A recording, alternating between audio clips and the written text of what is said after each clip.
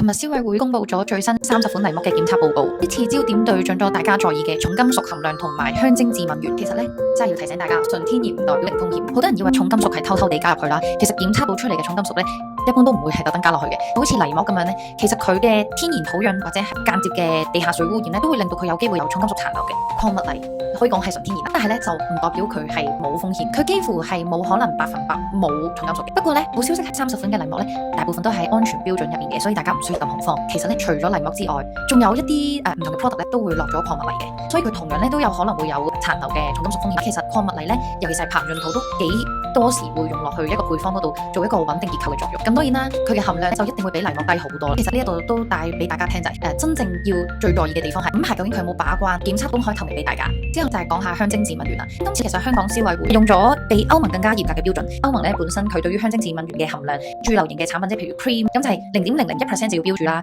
咁但係咧沖洗型即係譬如泥膜呢一種，咁佢就係0.01% 以上先需要標注嘅。消委會就唔理3721啦，總之驗到咧就標俾你睇。注意一點就係香精致敏原咧就唔一定係人工香精先會有嘅。其實天然精油咧常見嘅成分即係譬如芳樟醇啊、檸檬烯都係喺香精致敏原入，即係代表其實你用天然嘅精油都一樣有機會係會檢測到呢一啲含量。作為一個純正保養配方師，我其實會諗嘅，但係香氣其實可以療愈身心啦。點樣可以令到好聞有效、致敏率又低咧？就係需要精密嘅計算。咁呢種配方平衡咧並唔係話我今日用咗呢個原料係天然嘅就 OK 嘅。其實咧好多人咧都開始中意睇成分表，但係成分表佢係有好多背後冇帶到出嚟嘅信息嘅，好似今次嘅泥膜檢測咁啦，大家都係用嗰啲泥土，有啲就係出嚟嘅數據好啲，原料嘅背後咁究竟品牌有冇把關好，攞到完整度比較高嘅檢測數據咧？呢啲喺成分表包裝上面真係完全睇唔到。除咗直觀上嘅價廉物美，如果係一個